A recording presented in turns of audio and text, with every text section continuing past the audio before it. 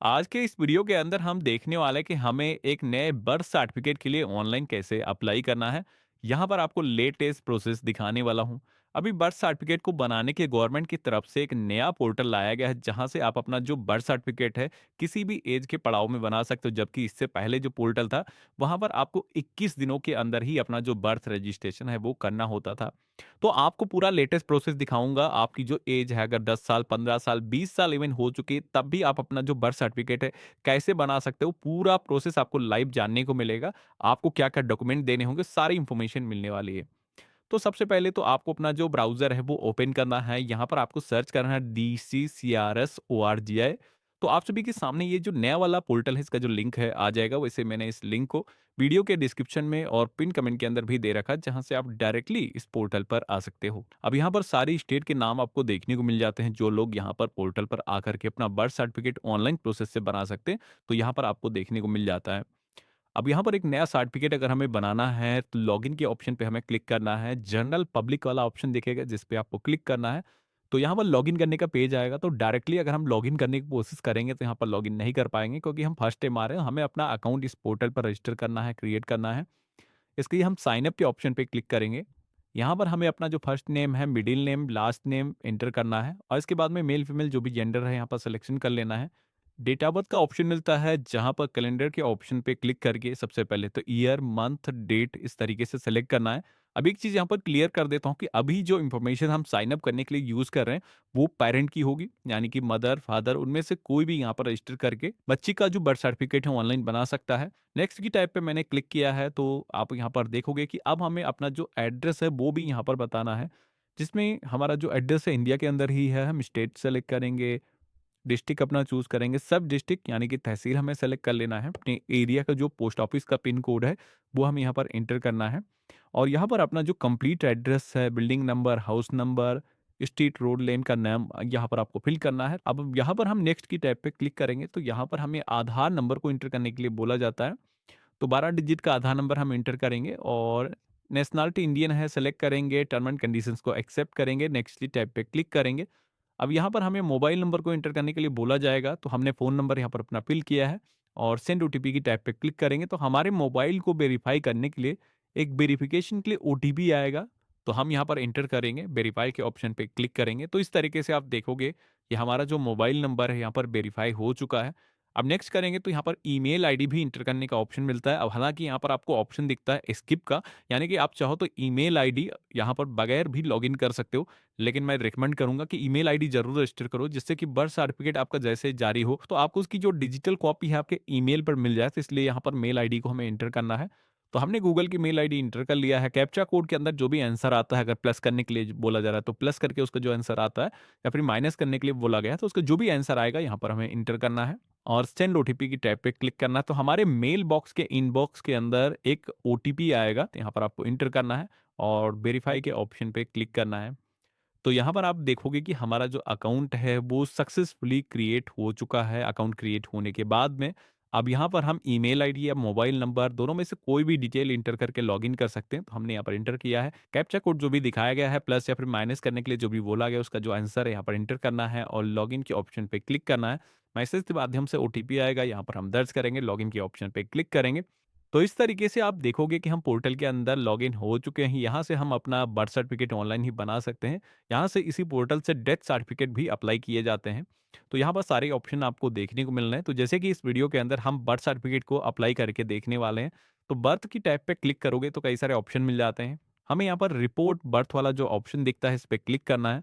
अगर कोई old birth registration कर रहा है तो यहाँ पर ऑप्शन आपको दिया गया है, यानी कि आपकी जो एज है ज़्यादा हो चुकी है, तब भी यहाँ से अपना जो बर्थ सर्टिफिकेट है आप बना सकते हो।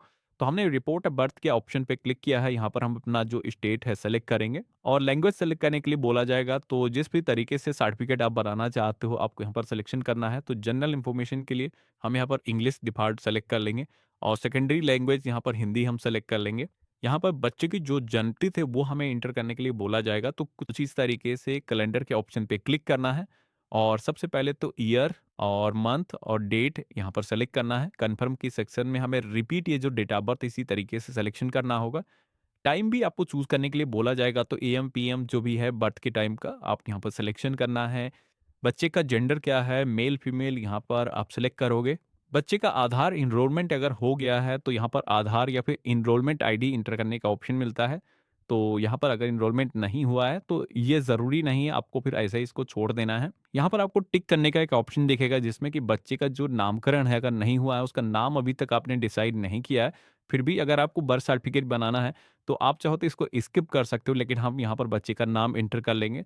तो इसके लिए हमने यहाँ पर बच्चे का जो नाम है, फर्स्ट नेम इंग्लिश लैंग्वेज में, मिडिल नेम अगर कुछ है तो इंटर करना है, लास्ट नेम यहाँ पर सरनेम जो भी है इंटर कर देना है। तो इस तरीके से आप देखोगे कि जैसे हमने नेम ऊपर फिल किया है तो ऑटोमेटिक ट्रांसलेट होकर के यहाँ पर हिंदी लैंग्वेज के अंदर जो भी रीजनल लैंग्वेज आपने सेलेक्ट किया होगा उसमें कन्वर्ट होकर के आ जाता है। अगर भी कन्वर्ट होकर के सही तरीके से नहीं आ रहा है तो इसको आपको चेंज करना होगा।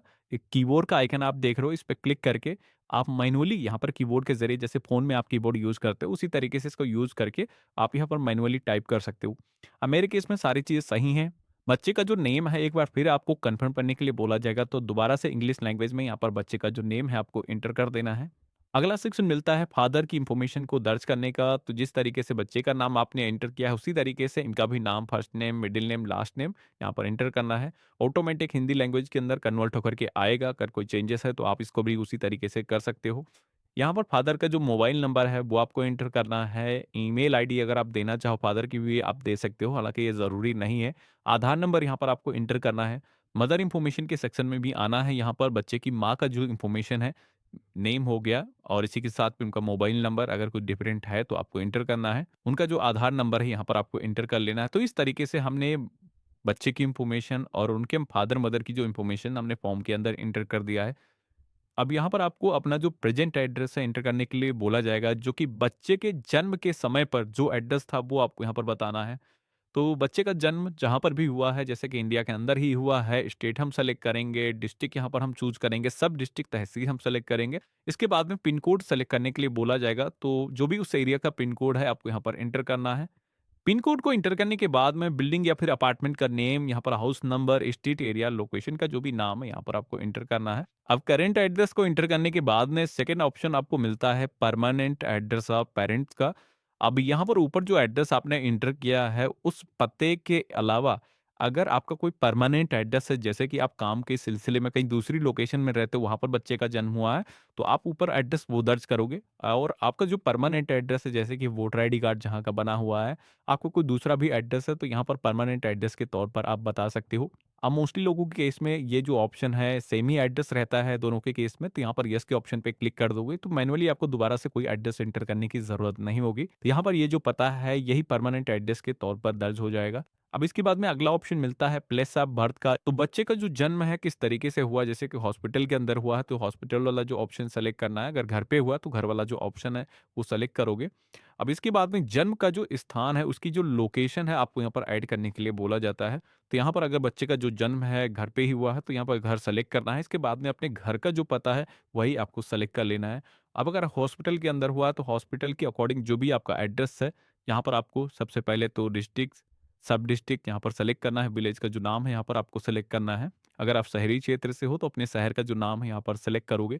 आप यहाँ पर देखोगे कि रजिस्ट्रेशन जिसके अंदर होने वाला है, यानी कि एड्रेस के अकॉर्डिंग जो आपकी रजिस्ट्रेशन यूनिट है, जैसे कि मैंने अपने गांव का पता ऐड किया है तो यहाँ पर ग्राम पंचायत का ही नाम यहाँ पर लिख करके आ रहा है, यानी कि हमारे ग्राम पंचायत के जो ऑफिसर हैं वही इस सर्टिफिकेट को अप्रूव करेंगे।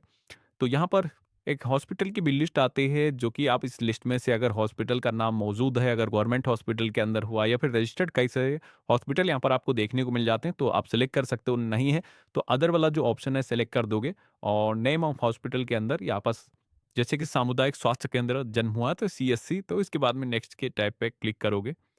तो इस तरीके से फर्स्ट पेज के अंदर जो भी हमसे इन्फॉर्मेशन मांगी गई थी वो हमने यहाँ पर दर्ज कर दिया है, वही इन इन्फॉर्मेशन है। बाकी कुछ एडिशनल इन्फॉर्मेशन आपको दर्ज करने के लिए बोली जाती है। अब यहाँ पर आप सभी से पूछा जाता है कि माता का जो निवास स्थान है उसके बारे में आपको बताना है। अब यहाँ पर मे बी हो सकता है ऐसा कुछ केसेस के अंदर कि माँ जो है अपने मायके में रह रही हो, जो एड्रेस अभी तक आपने दर्ज किया उससे कुछ लोकेशन डिफरेंट है, तो यहाँ पर आपको मैनुअली सेलेक्ट करने का ऑप्शन मिलता है। लेकिन मोस्टली केस में जैसे कि माता-पिता जो भी एड्रेस जिन्होंने दर्ज किया है उसी एड्रेस पर आप रहते हो तो यहाँ पर आप टिक कर दोगे। तो मैनुअली दोबारा से आपको एड्रेस को एंटर करने की ज़रूरत नहीं होगी।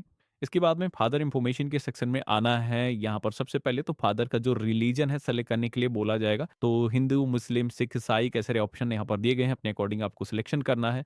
फादर की एजुकेशन का क्वालिफिकेशन का लेवल क्या है, तो कई सारे सिलाइब आपको देखने को मिलते हैं, यहाँ पर सिलेक्शन करोगे। इसके बाद में फादर के ऑक्यूपेशन के बारे में भी पूछा जाता है, तो जो भी फादर काम करता है, कई सारे काम यहाँ पर दिखाए गए हैं। कोई भी मज़दूर है, खेती करता है, बिज़नेसमैन है या फिर सरकारी सेवा में है, तो सारे ऑप्शन आपको देखने को मिल जाते हैं। मदर इन्फॉर्मेशन के सेक्शन में भी सेम उसी तरीके से माता का जो भी रिलीजन है सेलेक्ट करना है। मदर का एजुकेशन क्वालिफिकेशन का लेवल क्या है, यहाँ पर कई सारे स्लैब दिए गए हैं, आपको अपने अकॉर्डिंग सिलेक्शन करना है। माँ अगर कोई काम करती है तो ऑक्यूपेशन के सेक्शन में उनका जो ऑक्यूपेशन है आप सेलेक्ट कर सकते हो। अगर काम नहीं करती है तो नॉट वर्कर हाउसवाइफ वाला जो ऑप्शन मिल जाता है यहाँ पर आप सेलेक्ट कर सकते हो। यहाँ पर आपको बताना है कि शादी के वक्त माँ की जो एज है वो कितनी थी, ईयर्स के अंदर आपको एंटर करना है। इस बच्चे के जन्म के समय पर माँ की वर्तमान में एज क्या थी, यहाँ पर आपको ईयर्स के अंदर फिल करना है। यहाँ पर आपको ये भी बताना है इस बच्चे को मिला करके उस महिला के कितने और बच्चे हैं, तो यहाँ पर टोटल आप नंबर बता सकते हो। अब यहाँ पर आप सभी से पूछा जाता है कि प्रसव के दौरान जो है डिलीवरी का जो मेथड है वो किस तरीके का यूज़ किया गया है। तो कोई भी गवर्नमेंट हॉस्पिटल के अंदर अगर हुआ है तो यहाँ पर आपको ऑप्शन मिल जाता है, निजी या फिर प्राइवेट हॉस्पिटल के अंदर हुआ तो यहाँ पर आपको सेकंड वाला जो ऑप्शन दिया गया है इसे सेलेक्ट करना है। डिलीवरी के लिए मेथड कौन सा यूज़ किया गया है, तो सिजेरियन है, ऑपरेशन से डिलीवरी हुई है या फिर नॉर्मल डिलीवरी हुई है, तो यहाँ पर आपको सिलेक्शन करना है। अब यहाँ पर आपको ये भी बताना है कि जन्म के समय पर वेट कितना था, तो यहाँ पर केजी के अकॉर्डिंग यहाँ पर कुछ इस तरीके से फिल कर देना है। कितने हफ्ते की प्रेगनेंसी थी, तो यहाँ पर हफ्तों के अंदर कैलकुलेट करके आपको एंटर करना है। अब इसके बाद में अगला सेक्शन मिलता है अपलोड सपोर्टिंग डॉक्यूमेंट का, जिसमें अगर पहले टैब पे हम क्लिक करेंगे तो यहाँ पर आप देखोगे कि हमारे सामने कई सारे डॉक्यूमेंट दिखाए गए हैं, जिनमें से जो भी डॉक्यूमेंट आपके पास में मौजूद है यहाँ पर आप अपलोड कर सकते हो। जैसे कि फिजिकल रिपोर्टिंग फॉर्म, यहाँ पर हॉस्पिटल की तरफ से जब भी बच्चे का जन्म हॉस्पिटल के अंदर होता है तो एक रिपोर्टिंग फॉर्म आपको दिया जाता है। वो रिपोर्टिंग फॉर्म यहाँ पर अपलोड करने का ऑप्शन आपको मिलता है। अगर नहीं है तो सीजीएचएस ईसीएचएस कार्ड जो होता है, जो जच्चा बच्चा का कार्ड होता है, तो वो जो कार्ड है यहाँ पर अपलोड किया जा सकता है। तो स्कैन करके आपको जेपीजे, पीएनजी या फिर पीडीएफ फॉर्मेट में अपलोड करना है। तो इसके लिए ब्राउज के ऑप्शन पे क्लिक करोगे, कुछ इस तरीके से जो भी डॉक्यूमेंट आप दे रहे हो उसको सेलेक्ट करोगे। मैंने ओपन के ऑप्शन पे क्लिक किया है, तो एक जो डॉक्यूमेंट है यहाँ पर अपलोड हो चुका है, प्रीव्यू में हमें देखने को मिल रहा है। इसके बाद में सेकंड जो डॉक्यूमेंट यहाँ पर हमसे मांगा जा रहा है, जो कि आप यहाँ पर देखोगे कि लेटर ऑफ डिस्चार्ज स्लिप, यानी कि जब हॉस्पिटल के अंदर अगर आप ट्रीटमेंट कराते हो तो एक डिस्चार्ज बनता है, तो उसकी जो स्लिप है वो यहाँ पर अपलोड करने के लिए बोली जाती है। तो इसमें भी कुछ इस तरीके से हॉस्पिटल की तरफ से अगर स्लिप आपको मिली है अपलोड कर सकते हो। इसके बाद में हम नेक्स्ट की टैब पे क्लिक करेंगे। तो इस तरीके से आप देखोगे कि हमने सारी इंफॉर्मेशन पेज के अंदर इंटर कर दी है। हमारे सामने तीसरा जो पेज आता है, जहाँ पर हमें सारी इंफॉर्मेशन की एक समरी देखने को मिल जाती है। तो एक बार इन डिटेल का अच्छे तरीके से मिलान करना है और सारी चीज़ें अगर आपको सही लगती हैं तो हमें नेक्स्ट की टैब पे क्लिक करना है। अब यहाँ पर एक चीज़ बता देता हूँ, जो डॉक्यूमेंट अपलोड करने का सेक्शन है, उसके अंदर में भी ऐसा हो सकता है कि आपके केस में कुछ अलग से डॉक्यूमेंट देखने को मिले, कुछ अलग कोई डॉक्यूमेंट आप सभी से माँगा जाए। तो वो वेरी करता है कि आपने अगर डिले किया है, तो डिले के केस में कुछ एडिशनल डॉक्यूमेंट आपको देने की ज़रूरत होती है, जो कि इससे पहले मैंने एक वीडियो बनाया था, जिसके अंदर मैंने प्रॉपर उसका ज़िक्र किया था, कैसे आपको वो सारे डॉक्यूमेंट अरेंज करना है, कैसे देना है, तो वो आप हमारा वीडियो देख सकते हो। अब मेरे केस में जैसे कि इस फॉर्म के अंदर जो भी इन्फॉर्मेशन हमने दर्ज करी सारी सही है। सर्टिफिकेट ऑप्शन के अंदर हमने यहाँ पर इंग्लिश को सिलेक्ट कर दिया है, इंग्लिश लैंग्वेज के अंदर हम सर्टिफिकेट को चाहते हैं। टर्म एंड कंडीशंस को एक्सेप्ट करने के लिए इस आइकन पे क्लिक करना है, सबमिट के ऑप्शन पे क्लिक करना है। तो यहाँ पर आप देखोगे कि बर्थ सर्टिफिकेट को इश्यू कराने के लिए हमें ₹10 की फीस यहाँ पर पेमेंट करना होगा, जो कि ऑनलाइन मेथड से ही आप पेमेंट कर सकते हो। प्रोसीड टू पेमेंट के ऑप्शन पे क्लिक करोगे। यहाँ पर एप्लीकेंट का नाम और बर्थ इवेंट है, यहाँ पर रजिस्ट्रेशन कर रहे हैं। अब यहाँ पर पर्पस के सेक्शन में आप सभी से पूछा जाता है कि बर्थ का जो इवेंट का रजिस्ट्रेशन आप पोर्टल पे कर रहे हो, वो कितने दिनों के बाद में कर रहे हो। जैसे कि मैंने बताया कि गवर्नमेंट की तरफ से ऐसा कहना है कि भाई 21 दिनों के अंदर पोर्टल पर रजिस्ट्रेशन हो जाना चाहिए। तो अगर आप टाइम ड्यूरेशन के अंदर कर रहे हो तो यही ऑप्शन सेलेक्ट रहने दोगे, नहीं तो आप देखोगे कि यहाँ पर 22 से 30 दिन, 31 दिन से लेकर के 1 साल, तो यहाँ पर अलग-अलग ऑप्शन दिए गए हैं। 1 साल से ज़्यादा अगर हो चुका है, जैसे कि 2 साल, 5 साल, 10 साल, 15 साल हो चुका है, तो वो भी ऑप्शन यहाँ पर दिया गया है। तो सिलेक्शन करोगे, उसके अकॉर्डिंग आपका जो टोटल अमाउंट है कैलकुलेट होकर के आ जाएगा। आप सभी को ये जो पेमेंट है ऑनलाइन मेथड से करना है। पेमेंट सक्सेसफुली होते ही हमारे सामने ट्रांजैक्शन की जो डिटेल्स यहाँ पर आपको देखने को मिल जाती है। हमारा जो रजिस्ट्रेशन है वो अभी सक्सेसफुली हो चुका है। अब यहाँ पर इतना करने के बाद में दोबारा से अगर आप डैशबोर्ड पर कभी भी आओगे तो एप्लीकेशन का जो करंट स्टेटस है वो आपको देखने को मिल जाएगा। अब जैसे कि यहाँ पर आप अपना जो रजिस्ट्रेशन है जैसे करते हो, तो ये जो आपकी रिक्वेस्ट है ये वेरिफिकेशन के लिए जाते हैं रजिस्ट्रेशन यूनिट के पास में, यानी कि जब आपने फॉर्म को फिल किया जैसे कि मैंने आपको बताया था, ग्राम पंचायत जब आप सेलेक्ट करते हो या फिर शहरी क्षेत्र से हो तो अपने शहर का जो नाम है जैसे आप सेलेक्ट करोगे, तो आपकी जो रजिस्ट्रेशन यूनिट होगी वहाँ पर देखने को मिलती है। वहीं पर आप सभी का जो फॉर्म है वो अप्रूवल के लिए जाता है। तो ग्रामीण क्षेत्र से हो तो ग्राम का जो सेक्रेटरी है वो इस फॉर्म को अप्रूव करता है। शहरी क्षेत्र से हो तो नगर पंचायत के जो भी ऑफिसर्स हैं उनकी तरफ से अप्रूवल दिया जाता है आपके बर्थ सर्टिफिकेट का।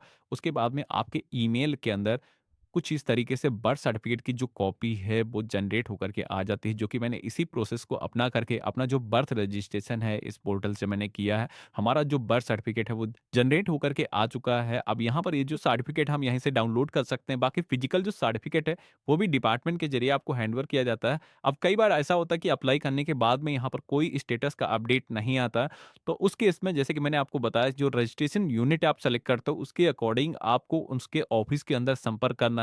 ग्रामीण क्षेत्र के अंदर जैसे कि मैंने आपको बताया, जो गाँव का जो सेक्रेटरी होता है वो इसको अप्रूव करता है, तो उनसे एक बार संपर्क करना है कि मैंने बर्थ सर्टिफिकेट के लिए अप्लाई किया, हमारा जो फॉर्म है अप्रूव करें।